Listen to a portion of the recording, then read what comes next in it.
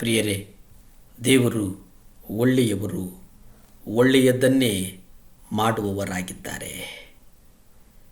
ಭಾರತದ ದೃಷ್ಟಿಕೋನವನ್ನು ಇಟ್ಟುಕೊಂಡು ನಾವು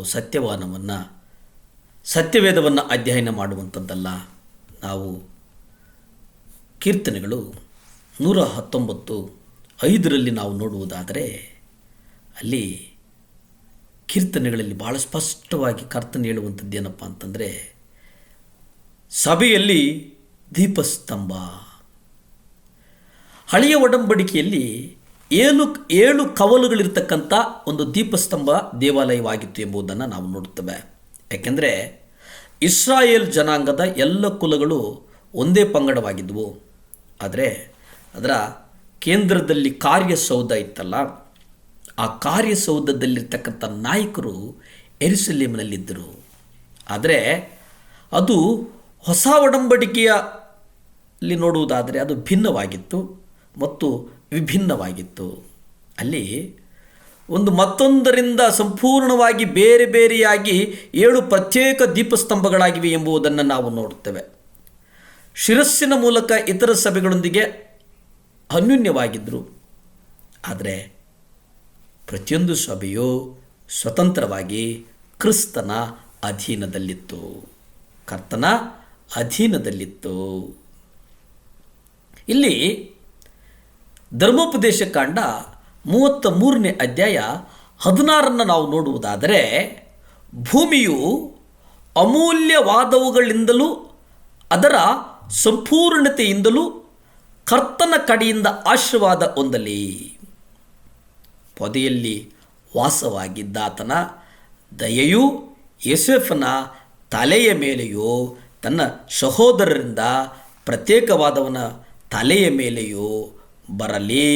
ಪ್ರಿಯರೇ, ಮೋಶೆ ಅಡವಿಯಲ್ಲಿ ಕಂಡ ಒಂದು ಉರಿಯುವ ಪೊದೆ ದೇವರ ವಾಸಸ್ಥಳ ಎಂಬುದನ್ನು ಮೊದಲನೇ ಬಾರಿಗೆ ಬೈಬಲ್ನಲ್ಲಿ ಉಲ್ಲೇಖಿಸಿದೆ. ಅದು ಎಲ್ಲಪ್ಪ ಅಂದರೆ ಧರ್ಮೋಪದೇಶ ಕಾಂಡ 33:16.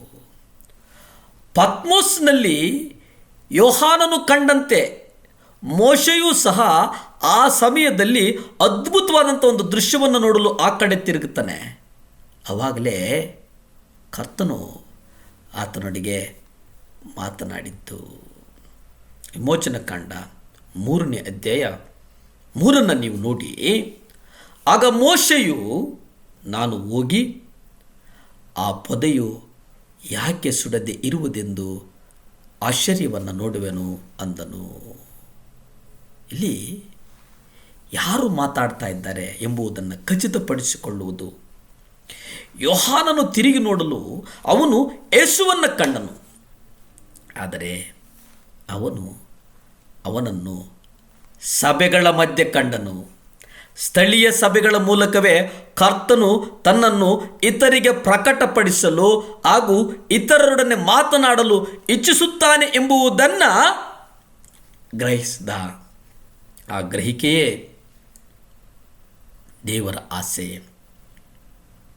ಆ ಗ್ರಹಿಕೆಯೇ ದೇವರ ಆಸೆಯಾಗಿತ್ತು.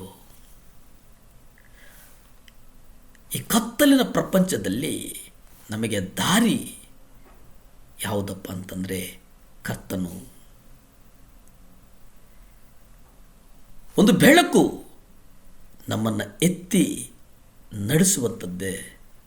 ಆ ಬೆಳಕು ಯಾವುದಂದರೆ ಅದು ಕೇವಲ ಕರ್ತನು ಅನ್ನುವಂಥ ಒಂದು ಬೆಳಕು. ಆ ಕರ್ತನ ಬೆಳಕಲ್ಲಿ ನಾವೆಲ್ಲರೂ ಇವತ್ತಿದ್ದೇವೆ. ಆ ಬೆಳಕೆ ನಮ್ಮನ್ನು ಅನೂಹ್ಯವಾಗಿ ನಮ್ಮನ್ನು ನಡೆಸ್ತದೆ.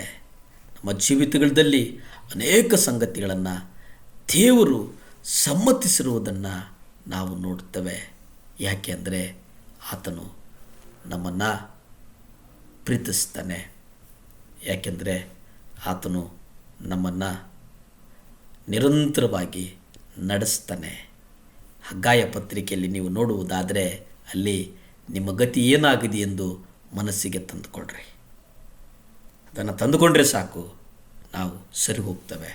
ಪ್ರಾರ್ಥಿಸಿಕೊಳ್ಳೋಣ. ಭೂಮಿ ಆಕಾಶಗಳನ್ನು ಉಂಟು ಮಾಡಿದಂಥ ಸರ್ವಶಕ್ತನಾದಂಥ ದೇವರ ಸ್ತೋತ್ರಪ್ಪ. ದೇವರೇ, ಒಪ್ಪಿಸಿಕೊಡ್ತೇನೆ ಸ್ವಾಮಿ. ಅಪ್ಪ, ಒಂದು ಪತ್ರ ಬಂದಿದೆ ಸ್ವಾಮಿ. ಮಗಳು ಅನಾರೋಗ್ಯದಿಂದಿದ್ದಾಳೆ, ಪ್ರಾರ್ಥಿಸಿ ಎಂಬುದಾಗಿ. ಆ ಪತ್ರ ಬಂದಂಥ ಮಗಳಿಗಾಗಿ ಬೇಡ್ತೇನೆ. ಅಷ್ಟೇ ಅಲ್ಲ ಸ್ವಾಮಿ, ಈ ಲೋಕದಲ್ಲಿ ಯಾರ್ಯಾರು ಅನಾರೋಗ್ಯದಿಂದಿದ್ದಾರೋ ಅವ್ರಿಗಾಗಿ ಬೇಡ್ತೇನೆ. ಆಶೀರ್ವಾದ ಮಾಡು, ಆಶೀರ್ವಾದ ಮಾಡು. ಯೇಸುವಿನ ನಾಮದಲ್ಲಿ ಬೇಡ್ತೇನೆ ಪರಮ ತಂದೆಯೇ. ಆಮೇನ್, ಆಮೇನ್. ಹಲ್ಲೇಲೂಯ.